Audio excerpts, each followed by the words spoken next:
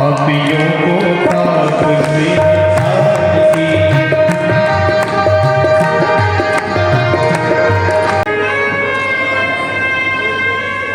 मूकं करोति वाचालं पङ्गुं लङ्घयते गिरिं यत्कृपातमहं वन्दे परमानन्दमाधवम्।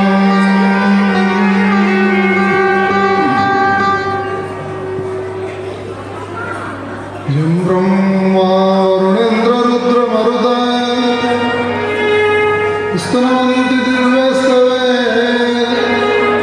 वेदे साङ्गपदक्रमोपनिषदे गायन्ति यमसामगाः। ध्यानावस्थिततद्गतेन मनसः पश्यन्ति यमयोगिनः यस्यान्तमनविदुषुरासुरगणाः देवाय तस्मै नमः। पूर्णकान्दसङ्गं राधामुकुन्दयुगलं तदहं नमामि।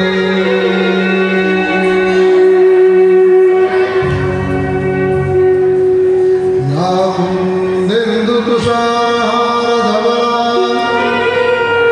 या शुभ्रवस्त्रावृता या वीणावरदण्डमण्डितकरा या श्वेतपद्मासना या ब्रह्माच्युतशङ्करे प्रभृतिभिः देवैः सदा वन्दिता सा मां पातु सरस्वती भगवती निःशेषजाड्यापहा।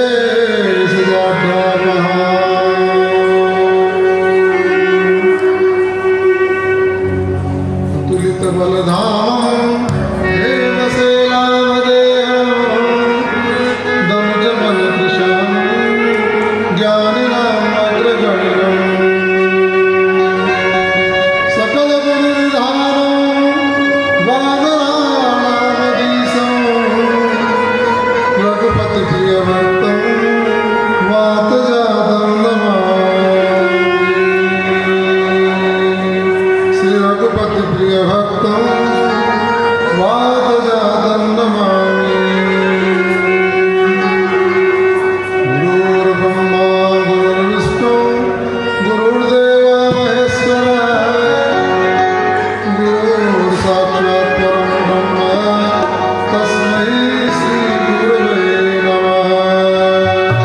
प्रमुख यजमान शिवशंकर जी शर्मा साहब, राजेंद्र जी शर्मा साहब, उनका बड़ा अच्छा मन है और उनके अच्छे भाव और अच्छे मन के कारण ही इस कथा का यहाँ पर आयोजन चल रहा है और आप सब यहाँ पर सहभागिता निभाते हुए नजर आ रहे हैं। उसमें मंगल प्रवेश करें उससे पूर्व हमारी मन और वाणी को पवित्र करते हुए भगवान का मधुर कीर्तन करें और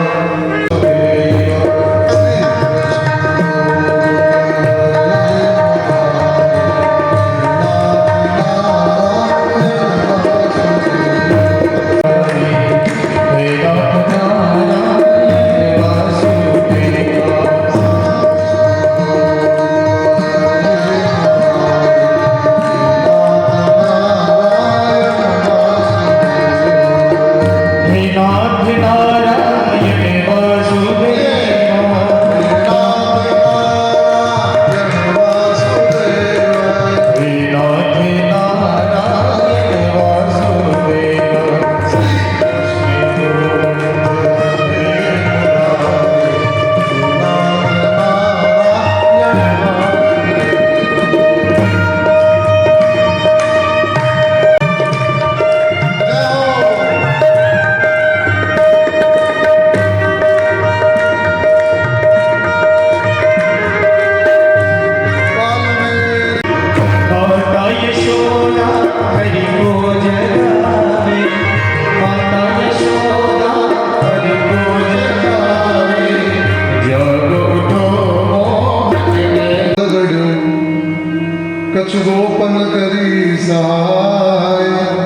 श्री राधे जो की कृपा से मन गिरिवर लियो उठाए।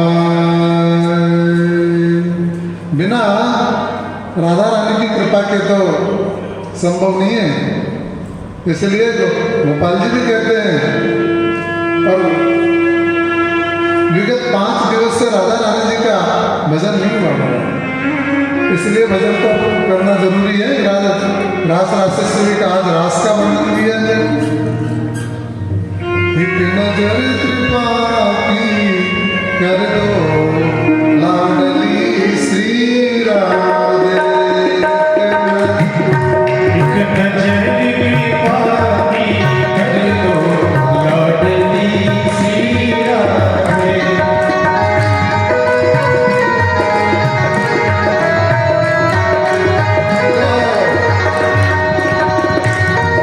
एक नजर कृपा की कर दो लाडली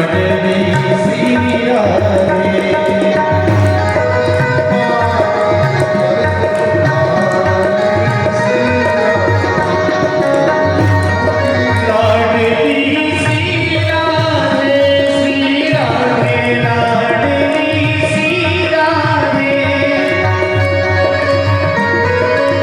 जल्दी चलती है। और वहाँ पर वरुण के दूत बैठे थे, समय को ध्यान में नहीं रखा उन्होंने। ये देखो 4 पहर दिन होता है, 4 पहर रात्रि होती है। तो ये ध्यान रखने की बात है, हमें रात्रि में जल में स्नान नहीं करना चाहिए। लेकिन यहाँ नंदराय जी से चूक हो गई, समय का याद नहीं रहा उनको, और वो मध्य रात्रि में स्नान करने के लिए चल दिए मरे। वहाँ पर जैसे उन्होंने यमुना में डुबकी मारी है, यम के वो वरुण के जो वहाँ पर दूत हैं वो नंदराय जी को ले गए पकड़ करके वरुण लोक में, और वरुण लोक में ले जा करके और उनको वहाँ पर बांध के पटक दिए। अब इधर प्रातः हमारी यशोदा मैया ने देखा नंद जी गए थे स्नान करने के लिए, आज जल्दी अब तक नहीं लौटे, क्या बात है। किसी को भेजा, बोले वस्त्र आदि तो किनारे पे रखे हैं, लेकिन नंदराय जी का नहीं पता। अब तो महाराज सब ढूंढना शुरू कर दिया। नंदराय जी को ढूंढते ढूंढते सब कहीं नहीं मिले। यशोदा मैया चक्कर लगा रही है, कभी घर पे आती है, फिर वापस यमुना किनारे चली जाती है, फिर आती है, फिर जाती है, बड़ा विकल हो रही है, व्याकुल हो रही है। नंदराय जी का पता नहीं है। थोड़ा जब सूर्योदय से हुआ तो हमारे कृष्ण कन्हैया उठे, आंखों को मसलते, निर्मिलित नेत्रम, आंखों को मसलते मसलते कन्हैया उठे हैं। और उठकर भैया से कहा, भैया क्या बात है? बोले बाबा को पता ना है कहाँ चले गए, स्नान के लिए गए थे, वापस नहीं लौटे हैं। कन्हैया ने कहा ठीक है, मैं आप चिंता मत करो, मैं लेके आता हूँ। बलराम जी को साथ लिया है कन्हैया ने और सीधे वरुण लोक में चले गए। और वरुण लोक में जाकर के जैसे उन्होंने देखा बाबा तो इधर हैं, और महाराज वहाँ वरुण लोक में अफरा तफरी होगी, भगवान स्वयं आ गए, बड़ी दिव्य स्तुतियाँ करने लगे वरुण जी की, वरुण लोक में भगवान गोविंद की स्तुति कर रहे हैं। और भगवान ने कहा भाई तुम मेरी तो स्तुति कर रहे हो, लेकिन मेरे पिताजी को तो बांध के पटक रखा है, पहले इनको छोड़ो। बोले महाराज हमें नहीं पता था, ये जो दूत हैं ये ले आए, उनको ज्ञान नहीं है, क्षमा करें। नंदराय जी ने भगवान का प्रभाव देखा वहाँ पर, कितना बड़ा प्रभाव। अरे कन्हैया के जाते सब खड़े हो गए हैं और वहाँ उनको ऊंचे सिंहासन पर बैठाया है और दिव्य स्तुतियाँ कर रहे हैं। नंदराय जी समझ गए कुछ है मामला ऊंचा। आकर के वापस जब आए हैं वृंदावन में, नंदराय जी ने कहा सबसे गोपबालों से सबसे कहा भाई आज कन्हैया को हमने अद्भुत चमत्कार देखे। वरुण लोक में जब खूब आग्रह किया गोपबालों ने, तो कन्हैया ने कहा भाई जिसको वैकुंठ देखना है वो आ जाओ इधर, और ब्रह्म कुंड में ले गए और वहाँ का डुबकी मारो, इस कुंड में डुबकी मार दो। जिसको वैकुंठ देखना है इस कुंड में कूद जाओ। और महाराज जो गोप वहां पर कुंड में कूद रहे हैं वो सीधे वैकुंठ में निकल रहे हैं। वहां पर जब 7 वाले वैकुंठ में 4 हाथ वाले ही रहते हैं। अब वो पूछ रहे भैया राम राम, तब वो जवाब नहीं दे रहे। मतलब भैया ये कहने को वैकुंठ, हमारे राम राम का जवाब ही कोई नहीं दे रहा है, ये कैसा वैकुंठ है? चलो ठीक है, 4 ग्वाल बाल तो सब आश्चर्यचकित हो गए। और थोड़ा आगे देखा तो हमारा कन्हैया कहाँ है, थोड़ा हम उस कन्हैया को तो देखें, हमारा कन्हैया कहाँ बैठा, कन्हैया को ढूंढे तो सही। महाराज पूछ रहे कन्हैया कहाँ है, एक ने इशारा कर दिया उधर जाओ। बोले कन्हैया किधर है? बोले कन्हैया तो देखा तो दूसरे ग्वाल वालों ने तो कन्हैया जी बैठे हैं ऊपर, कन्हैया ऊपर बैठे हैं महाराज। और ऊपर बैठे हैं तो बैठे हैं और 1000 फुट वाले नाग के वहां पर बैठे गद्दी लगा के। ग्वाल वालों ने विचार किया भैया ये तो मामला ऊंचा है, ये वैकुंठ हमें नहीं चाहिए, हमको नहीं चाहिए इस प्रकार का वैकुंठ। सबने विचार किया भाई ये वैकुंठ से तो हमारा वृंदावन बड़ी है, जिससे कन्हैया सब रोज मिलते रहते हैं, रोज धीना मस्ती करते कन्हैया के साथ बाल बाल। सबने कहा ये पसंद नहीं आया वैकुंठ, हम तो वृंदावन ही भले हैं। सबने प्रार्थना करिए हमको वृंदावन में पहुंचा दो।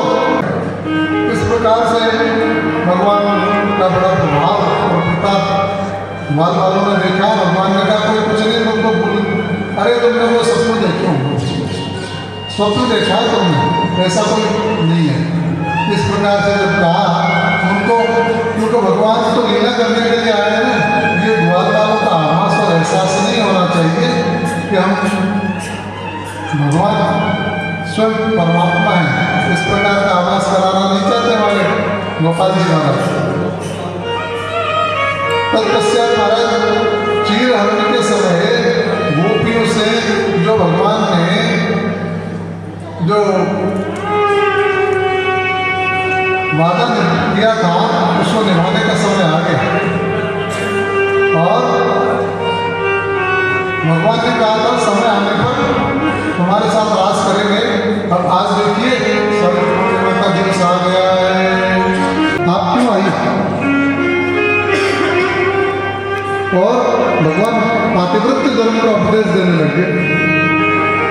इस समय तुम्हें आना ही नहीं चाहिए था। एक गृहिणी के लिए उसका परिवार ही सर्वोच्च है। आप क्यों आई हैं यहाँ पर? गोपियाँ क्या जवाब दे महाराज? गोपियाँ तो निःशब्द हो गई। बुलाया आपने और फिर इस प्रकार से बात कर रहे हैं लोग। भगवान ने कहा गोपियाँ सुनो, पतिव्रता धर्म से ऊंचा कोई धर्म नहीं है स्त्री के लिए। आपको अपने पति की सेवा करनी चाहिए थी। अरे रात्रि में हिंसक पशु इधर उधर घूमते रहते हैं और आप देखो निशंक होकर के चली दौड़ी चली गए। ठीक नहीं किया आपने। देखो एक दृष्टांत में तुम्हें देता हूँ, भगवान वो कह रहे करके आया, आकर के आंगन में उसने लकड़ी का गट्टा डाल दिया और डालने के बाद में वो विश्राम की उसमें जाकर के लेट गया। जैसे ही लेटा तब पत्नी ने देखा सिर नीचे है और पत्नी ने उसके सिर को अपने पैर पे रख लिया। अपने घुटने पे जैसे उसको पैर को रखा है, उसको गहरी नींद आ गई। थका हुआ जो था उसको बहुत गहरी नींद आ गई। और जब गहरी नींद आई है तो वो पत्नी उसको नींद में विघ्न उत्पन्न करना नहीं चाहती। अब उसी समय उसका 15 महीने का बच्चा खेलता खेलता खेलता खेलता आ गया। और चूंकि वो अग्निहोत्री ब्राह्मण का परिवार था जिसके घर में नित्य अग्नि हवन होता था और अग्नि के जो कुंड था उसमें अग्नि बड़ी धधकती हुई प्रज्वलित। इतना बड़ा प्रताप है पातिव्रत्य धर्म का। अब तुम पतिव्रता धर्म को छोड़ करके मेरे पास मेरे यहाँ पर आ गई और तुम बोल नहीं रही, मैं तुम्हें कहे जा रहा हूँ और ये नाखून से तुम जमीन को कुरेद रही हो, ये क्या कर रही हो तुम गोपियाँ? गोपियाँ बोली महाराज हम नाखून से जमीन को इसलिए कुरेद रही है ताकि गड्ढा बन जाए गहरा और हम इस गड्ढे में समा जाए, ये हो जाए तो बढ़िया, हम तो इसलिए कुरेद रही है महाराज।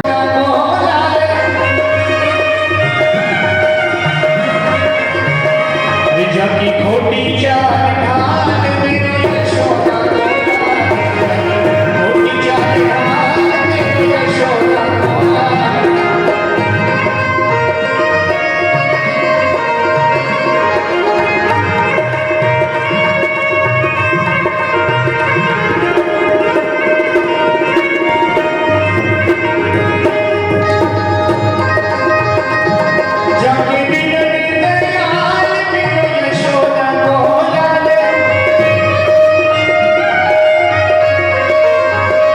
जाकी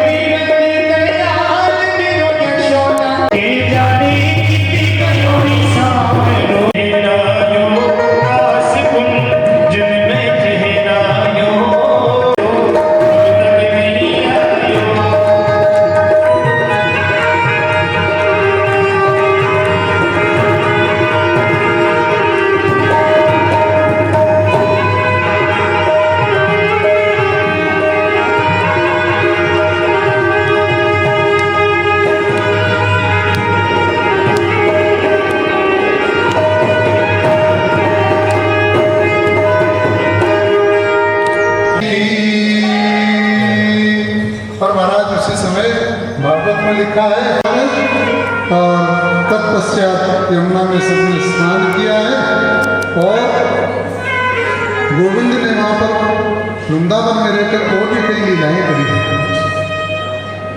महाराज के तत्पश्चात सुदर्शन और शंखचूड़ का गोविंद ने उद्धार किया है। गोपियाँ रोजाना भगवान की प्रतीक्षा करती रहती हैं, भगवान कब गाय चरा करके आए, कब हम उनके दर्शन पाएं। रास्ते में बैठ जाती है गोपियाँ, जब गोपाल जी आते हैं वो वापस आते ही नहीं, कोई समाचार भी नहीं लेके आता।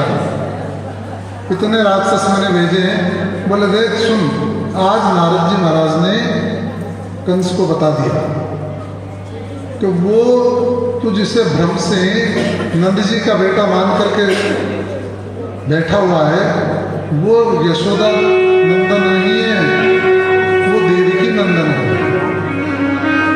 आज नारद जी महाराज ने पूरा चिट्ठा खोल दिया और बोले अब क्या करूं? बोले करना क्या है, उपाय कर। वापस सभा बैठ गई महाराज, सारा मंत्रिमंडल बैठ गया, क्या किया जाए। कैसी नामक एक देखते था, उसने कहा आखिरी मौका मेरे को दो, बोले तू भी कर ले, तेरे करने की। कैसी घोड़े का रूप बन के भगवान के वहाँ पर गया है और गोविंद को मुंह में निगलना चाहता है। भगवान ने अपना हाथ जो है वो कैसी जो राक्षस था, जो असुर का रूप बना करके आया, घोड़े का रूप बना करके उसके मुंह में डाल दिया है और उसका प्राणांत हो गया। अंतिम राक्षस भेजा हुआ था, उसका भी गोविंद ने गोविंदाय नमो नमः कर दिया। अब कंस ने भाई क्या किया जाए, सब ने कहा भाई ऐसा है, वहाँ जो भेजते हैं ना अपन, तो जब यहाँ आ जाएंगे तो हमारे बेटे हैं बड़े बड़े सूरवीर, फिर यहाँ से जीवित वापस नहीं जाएंगे। कंस के बाद जच गई, बोले क्या किया जाए। विचार कर लिया है, नारद जी सीख दे गए हैं, अरे मेला का आयोजन करो, धनुष यज्ञ का आयोजन कर लो और उनको बुला लो। ठीक है, कंस ने धनुष यज्ञ का आयोजन किया है और कहा बड़ा भारी मेला है, गांव के सब लोग तो आएंगे मेला देखने और उनको भी बुला लो। वहाँ भी कह दिया है, और बोले अकेले कृष्ण बलराम को नहीं मत बुलाना, नहीं तो वो नहीं आएंगे, सबको ही बुला लो। नंदराय जी से जितने ग्वाल बाल का मेला देखने आना चाहे सबको बुला लो। बोले उनको बुलाने तो अगर नहीं आए तो बोले लेने भेज दो। तो किसको भेजें? तो वसुदेव जी के छोटे हैं अक्रूर जी महाराज, बोले अक्रूर जी को भेजो। निर्णय कर लिया, अक्रूर जी को बुलाया है और अक्रूर जी से कह दिया है आप जाओ। और देखो कंस ने सारी बात बता दी अक्रूर जी को कि तुम लेके ऐसे नहीं आना, उनका यहाँ से जीवित नहीं जाएंगे वो। अब अक्रूर जी महाराज को चिंता करने लगी, पर विचार किया अगर कंस का कहना नहीं मानूंगा तो भी मामला गड़बड़ है। रथ को तैयार किया है और मथुरा की जो ध्वज है वो वहाँ पर लगा दिया है और अक्रूर जी महाराज ब्रज को चले हैं, वृंदावन को चल दिए कृष्ण बलराम को लेने के लिए। विचार करते जा रहे हैं अक्रूर जी महाराज, देखूंगा साक्षात वो भगवान है, उनके दर्शन करूंगा। भागवत में लिखा महाराज अक्रूर जी सुबह चले और शाम तक पहुंचे वहाँ पर, चिंतन करते जा रहे हैं, विचार करते जा रहे हैं, गोविंद का स्मरण करते जा रहे हैं, उनके रूप की छवि का ध्यान करते जा रहे हैं। फिर ध्यानस्थ हो जाते हैं और फिर रुक जाते हैं और कह रहे हैं बड़ी सुंदर झांकी है जिनकी, उनको मैं देखूंगा। द्रक्षामिनो संध्या के समय आकर के अक्रूर जी पहुंचे हैं और भागवत में लिखा है जब अक्रूर जी संध्या के समय आके पहुंचे तो उस समय हमारे कृष्ण और बलराम दोनों उन्होंने पात्र ले रखा है और दूध दूहने के लिए जा रहे हैं, रस्सी ले रखी है हाथ में और दूध का पात्र जिसमें दूध दूहेंगे वो ले रखा है। बड़ी सुंदर झांकी है। अक्रूर जी ने जैसे ही देखा चरणों में गिर गए, बोले भैया क्या करते हो, उल्टी गंगा आप तो काका हो हमारे। बड़े प्रसन्न हुए अक्रूर जी महाराज, प्रसन्न हुए और इधर भगवान जी प्रसन्न हुए। बता दिया, बोले लेने आया और कंस का ये मंतव्य है। बोले मेरे को खबर लग गई, नारद जी वहाँ जाके सीधे यहीं आ गए थे भगवान के पास। बोले परसों के दिन कंस की मृत्यु देखना चाहता हूँ, गोविंद नारद जी यहाँ ले गए। बोले ठीक है, लेकिन ये बात आप जो है इस रहस्य को रहस्य ही रखना, बाबा मैया से और या गोपी से किसी से कहना मत, इस रहस्य को आप उजागर नहीं करना, नहीं तो मेरे को जाने नहीं देंगे यहाँ से, पर मैं चलूँगा। आज महाराज हमारे गोपाल जी की आयु है 11 वर्ष और 56 दिन। 11 वर्ष और 56 दिन के हो गए गोपाल जी वृंदावन में। अक्रूर जी का स्वागत किया है और रात्रि के समय भगवान ने अक्रूर जी के चरण दबाना शुरू किया है। अक्रूर जी ने कहा क्या करते हो? बोले नहीं ये हमारा धर्म है। अक्रूर जी की सेवा की है और इधर मैया यशोदा साफ मना कर दी। बोला नहीं मैं नहीं भेजूंगी, बिल्कुल नहीं भेजूंगी, वहाँ पता नहीं क्या मामला है क्या माहौल है, मैं नहीं भेजूंगी। नंदराय जी ने समझाया कब तक हम इनको अरे यही बंद करके रखेंगे, कभी न कभी तो निकालना ही पड़ेगा। इस प्रकार नंद जी ने जब समझाया माता यशोदा समझी है। बोले ठीक है, मेला खेला देखने सभी के बच्चे जाते हैं, मेरा भी चला जाएगा। तैयार हो गए, महाराज कह दिया है भगवान ने अक्रूर जी महाराज से तो सुबह थोड़ा रथ को जल्दी करना, रथ जल्दी तैयार करोगे तो ठीक रहेगा। जैसे जैसे दिन उगेगा लोगों में खबर पहुंच जाएगी, गोपियाँ जाने नहीं देंगी। अब गोपाल जी तो कह करके शयन कर गए और जल्दी तैयार हो गए, बगलबंदी भाग बूंद करके भगवान ने, और तैयार हो गए पीताम्बरधारी। बोले चलो, पर महाराज जैसे ही जगत में जाकर बैठे हैं मैया यशोदा तो पछाड़ मार करके गिर गई मैया यशोदा। गोविंद ने समझाया है भैया परस्व आगमिष्यामि, मैं परसों के दिन आ जाऊंगा, आप चिंता नहीं करें। इधर नंदराय जी ने भी समझाया है, नंदराय जी ने कहा है आ जाएंगे, आप चिंता मत करो, मैं लेके आऊँगा, अरे मैं भी तो जा रहा हूँ। मैया यशोदा को जैसे तैसे समझाया महाराज, लेकिन गोपियों को जैसे खबर लगी है रथ के आगे लेट गई, किसी भी कीमत में गोपाल को जाने नहीं देना चाहती। क्या भरोसा वहाँ पर मथुरा में क्या हो जाए, जाने नहीं देना चाहती है गोपियाँ, रथ के आगे लेट गई है। गोपाल ने समझाया है, रथ से नीचे उतरे हैं, गोपियों से कहा गोपियाँ आप धीरज रखें, धैर्य धारण करें, मैं आ जाऊँगा।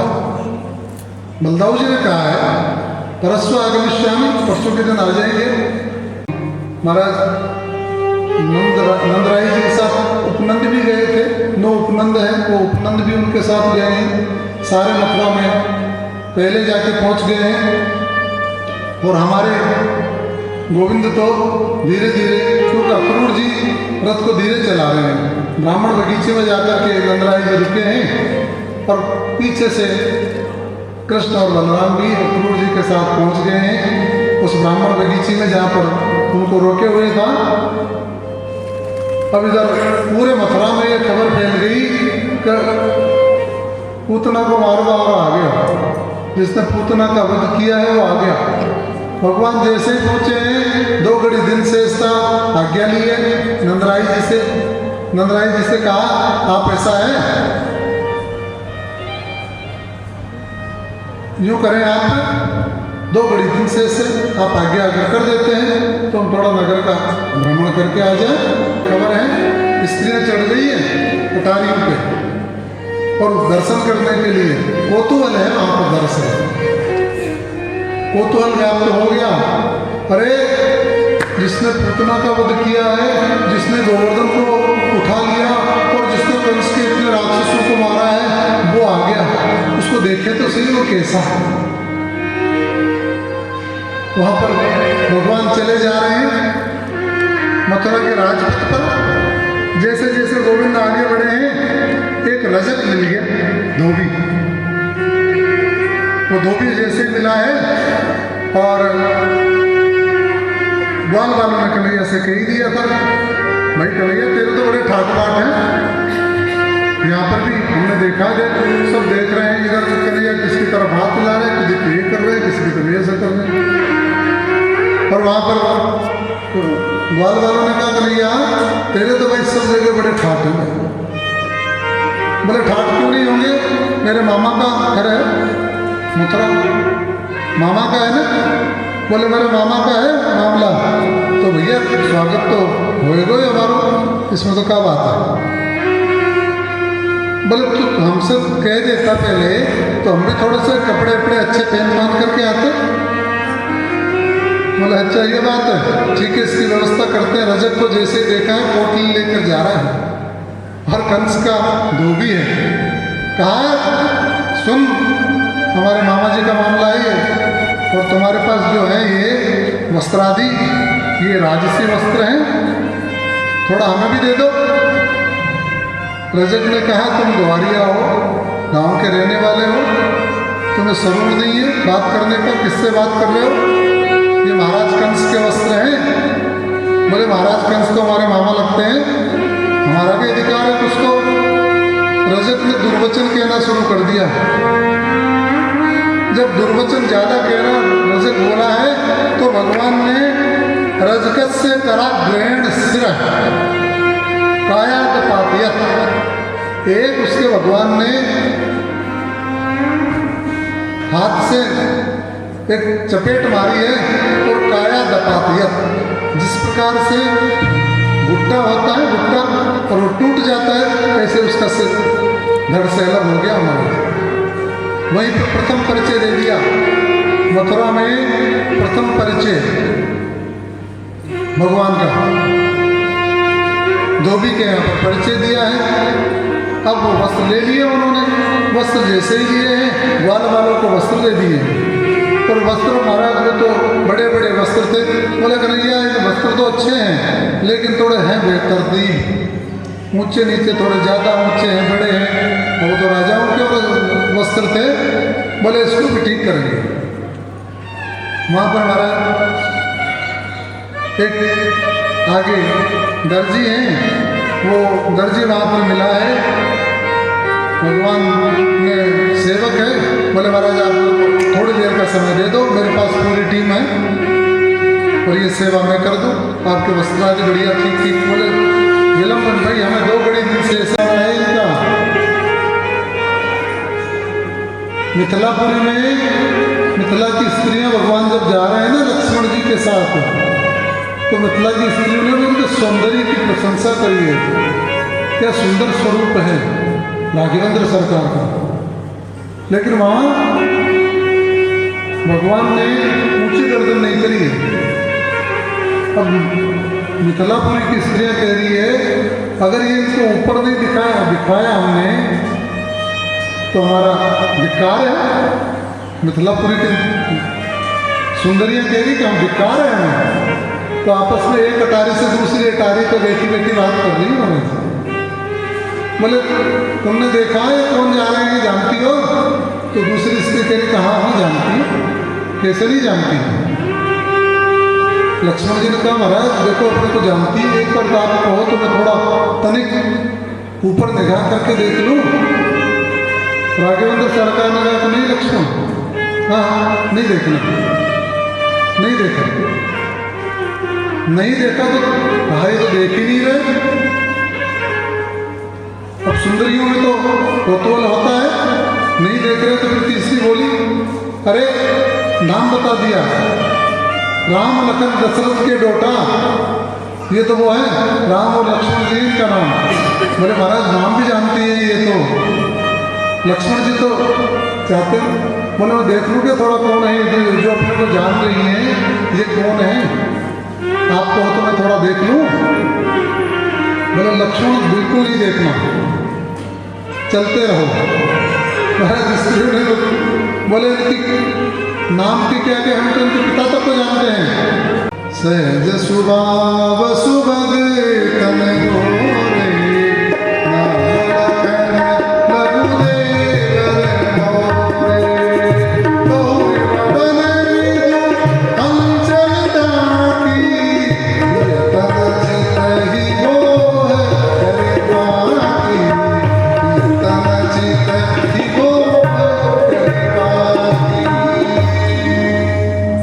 देखो क्या मर्यादा है, वो मर्यादा पुरुषोत्तम है। सीता जी ने मर्यादा का परिचय दिया है। कौतूहल बस पूछ रही है बहुत सुंदर है ये कौन कौन है थोड़ा हमें बताओ। तो वहाँ पर माता जानकी ने पहले लक्ष्मण जी का दिया है सहज सुभाय सुभग तन गोरे, नाम लखन लघु देवर मोरे। और भी देवर है लेकिन मेरे लघु देवर छोटे देवर है। और फिर जब राघवेंद्र सरकार का नाम बताने का आया है, नाम नहीं बताया है, नाम नहीं बताया।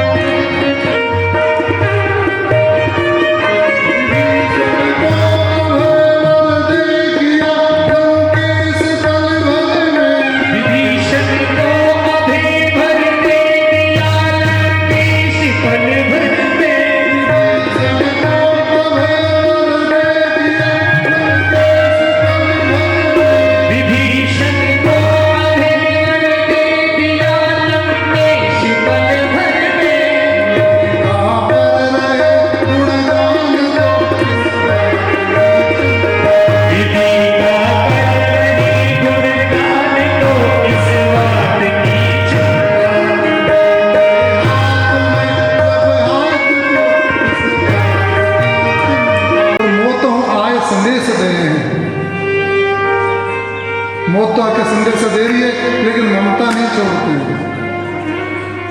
ममता छोड़ी नहीं जाती। सेठ जी का आदर सामने आ गया, मरणासन अवस्था में पड़े, तीनों चारों बेटे जो है वो उनको घेर करके खड़े हैं। अब सेठ जी से बोला नहीं जा रहा, इशारा करे जा रहे हैं इधर इधर इधर। चारों लड़कों ने विचार किया बेट जी को बुलाओ,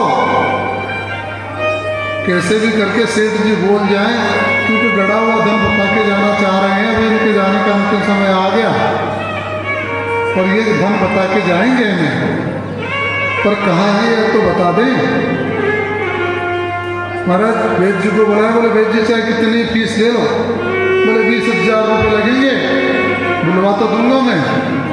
बोले महाराज बुलवा दो एक बार, जाने कितना ही लाखों का गड़ा हुआ धन बता दे, चरे बता दे, 2-4 चरे वहाँ गड़ रहे हैं, 2-4 वहाँ गड़े हुए हैं। तो वसुदेव जी जाकर के उनको प्रणाम किया है। गोविंद लिपट गए हैं, आपने मेरे जन्म के उपरांत बड़े कष्ट पाए हैं, बहुत दुख पाए हैं, मैं आपके ऋण से कभी उऋण नहीं हो सकता। खुद भगवान कह रहे हैं मैं आपसे, और देखो गोविंद भागवत का श्लोक है, अगर सामर्थ्यवान होते हुए भी भगवान खुद कह रहे हैं इस बात को, सामर्थ्यवान होते हुए भी अगर कोई माता पिता की सेवा नहीं करते हैं तो यमराज उसका खुद का ही मान संरक्षण कराते हैं। तो ध्यान से सुनने की बात है। आजकल ये बड़ी खूब पता चल गई महाराज, माता पिता को अलग कर देते हैं, 4 पुत्र, कोई कनाडा है, कोई अमेरिका में है, कोई कहाँ पर है, और माता पिता जिन्होंने जन्म दिया है वो प्रतीक्षा ही करते रहते हैं। उतने धन का क्या करेंगे, माता पिता की सेवा तो जरूरी है। गोविंद खुद कहते हैं यस्तयो आत्मजे कल्प आत्मना च धनेन च रत्तिं ददत्तां प्रत्यय स्वयमाशं खादयन्ति।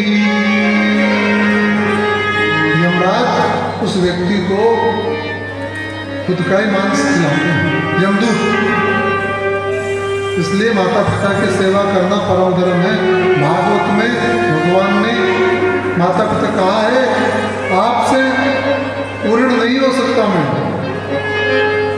आप पे इतना बड़ा ऋण है।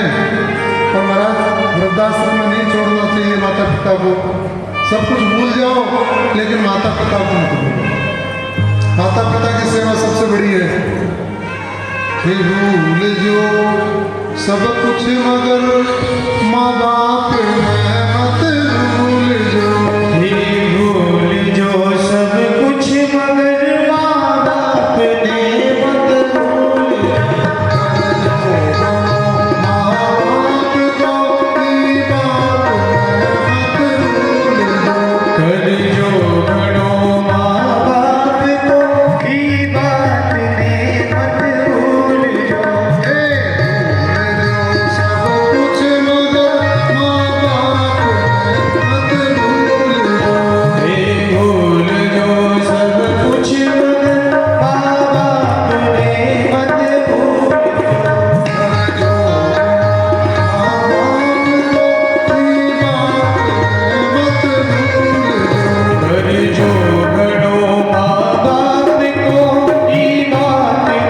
मत भूल जो।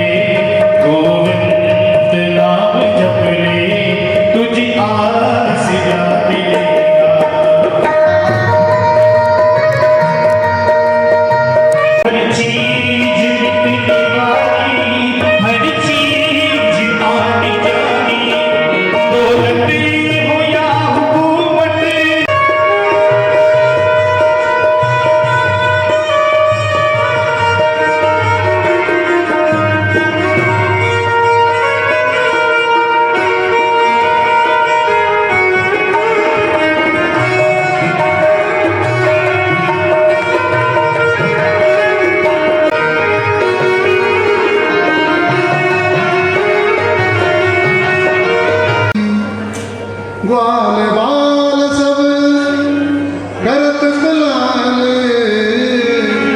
जसोदानंदन बाई कूदो विसरत नाई। उद्धव जी ब्रज को नहीं भूल सकते। मेरे को याद आती है उद्धव जी ने कहा महाराज आप तो परम परम परमात्मा है, आप तो ये इतना कब से उत्पन्न हो गया? भगवान ने कहा उद्धव कुछ भी तुम कह लो, सच्चाई ये है कि ब्रज मेरी रग रग में है, मैं ब्रज नहीं भूल सकता। सब कुछ ब्रज में ही तो है। एक रज रेणुका पर कोटि चिंतामणि वार डाला, विश्व संपत्ति को वार डालो करिलन के झाड़ पर। ज्ञान है उद्धव में। बृहस्पति जी का शिष्य है उद्धव जी महाराज, और कृष्ण के सखा है, और यदुवंश के मंत्री हैं। 3 पर्चे उद्धव जी के।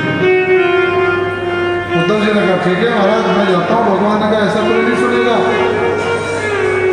लेके जाओ मेरा स्वरूप लेके जाओ। भगवान ने काली कमली में दी है, भगवान ने अपना स्वरूप दिया है, और उसी रथ में जिसमें अक्रूर जी आए थे उस रथ में बैठ करके उद्धव जी को भगवान ने वृंदावन के लिए भेज दिया। सो गए, कन्हैया नहीं आया। करे कौन नहीं जानता? नंदराई जी का घर। तो बोले महाराज ये परनाला आ रहा है, ये पानी का, इस पानी के सारे चले जाओ। जहाँ इसका उद्गम स्थल है वही नंदराई जी का घर है। इतना रुदन करती है भैया, पर बाबा तो पानी के परनाले चल गए महाराज। वो भी इतना रुदन करती है कृष्ण के वियोग में। उद्धव जी चले हैं सारे लेकर के, और नंदराई जी के आके वहाँ पर रथ को छोड़ दिया है, अंदर प्रवेश किया है। मैया तो विक्षिप्त अवस्था में है। उद्धव जी ने देखा मैया विक्षिप्त अवस्था में है। राजहंस गति दो, मैया कह रही है आगे प्रसाद। उद्धव जी सुनो।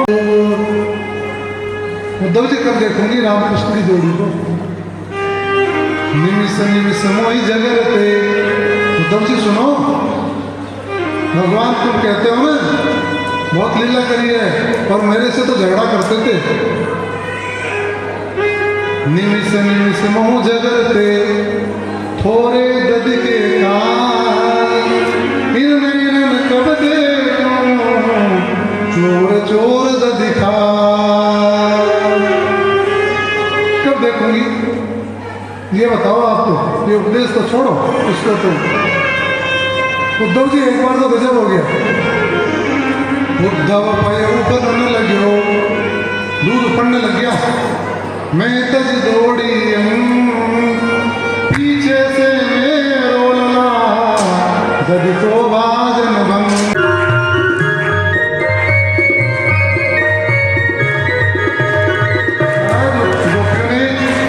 आप नहीं जानते उद्धव जी, आप तो ब्रह्म ज्ञान की बात करते हो। नहीं, आप कहते हो उनके हाथ नहीं, पैर नहीं, ऐसा नहीं, हमने देखा है। एक समय वन के विषय करत के लिए स्नान, चीर चोर तर पर चढ़े वो जसुमति के कान। हमने देखा चीर चोर करके जा चढ़े थे। आप कहते हो उनके हाथ नहीं है, पैर नहीं है, अनंग है ना। और एक समय और भी गजब हो गया उद्धव जी सुनो। एक समय निस शरद की मोहन वेणु बजाय, बैन से सामरो सब लीन बुलाए। हरस परस सबसे मिले वहां पर हमसे रास किया है महाराज। कुंजन कियो बहार सो सुखनाई बीसरे, सुमिरत बांग सपत्न्या कुछ बिलन के माला, कुमकुम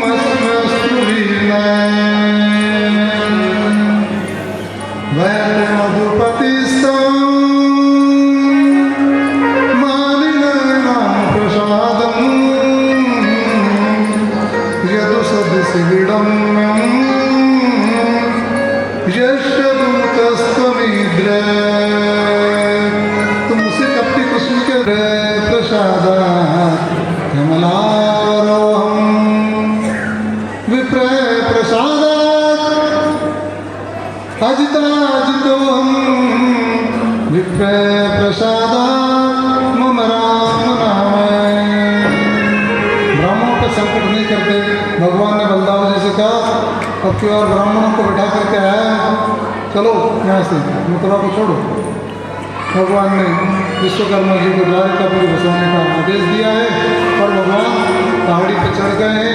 जरासंध ने आग लगाई और भगवान ने मुचकुंद का वहाँ से फिर उद्धार किया है महाराज। कालियावन का भस्म किया है और मुचकुंद को भगवान ने मुचकुंद सूर्यवंशी राजा रुक्मिणी दे दिया और भगवान सगाई नहीं हुई अभी।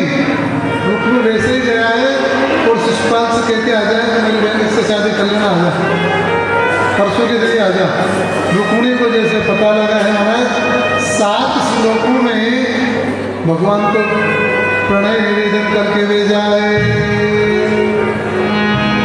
भगवान से कह रही है श्रुत्वा गुणान् भुवन सुंदर श्रृणवतां ते। मैंने कर्ण विवर से ही आपका पत्र में लिख दिया 8 आपकी विशेषताएं हैं। वाता मुकुंद महती तुलसील रूप विद्यावयो धरणदान विराट तुल्य। विद्या में, आयु में, कुल में, रूप में, धन में, धान में तो 8 विशेषताएं बता दी। इसमें आपके तुल्य कोई है ही नहीं। ब्राह्मण को लिख करके भेज दिया। सभा में पहुंचा है, गोविंद बैठे हैं। बोले कहाँ से आए? तो कुंडनपुर से ब्राह्मण आए तो बुलाओ। बोले महाराज ये पत्र है। बोले ब्राह्मण देवता आप ही पढ़ के सुना दो। बोले महाराज इसमें कोई गुप्त बात लिखी है आपके लिए, सबके सामने नहीं सुना सकता है।